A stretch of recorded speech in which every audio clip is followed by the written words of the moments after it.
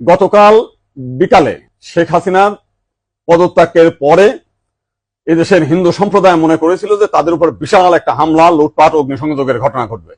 কিন্তু গতকাল বিকালেই বিএনপি এবং জামাতের নেতারা তাদের নেতৃবৃন্দকে হিন্দুদের বাড়িতে হামলা, লুটপাট, অগ্নিসংযোগ যাতে না হয় এবং প্রত্যেক মন্দিরে যাতে পাহারা দেয় সেই ব্যবস্থা করার নির্দেশ দেয়। এবং গতকাল থেকে আমরা দেখেছি সেই পাহারা দিয়েছে।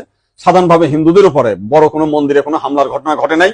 কিছু আওয়ামী লীগের হিন্দু নেতা আছে যারা বিভিন্ন সময় লম্পঝম্প করেছিল, তাদের বাড়িতে, শুধু হিন্দু বাড়ি না, মুসলিম আওয়ামী লীগ নেতাদের বাড়িতে হামলা হয়েছে, লুটপাট হয়েছে এবং সামান্য কিছু সুযোগ সন্ধানী এলাকা ভিত্তিক তারা কিছু সামান্য মন্দিরে হামলা করেছে, সেটা ব্যাপক বিষয় না। কিন্তু আমরা দেখলাম যে ভারতের রিপাবলিক এইটাকে নিয়ে ব্যাপকভাবে রিউমার ছড়াচ্ছে, নানান কিছু মিলে উদ্ভট কথাবার্তা বলছে।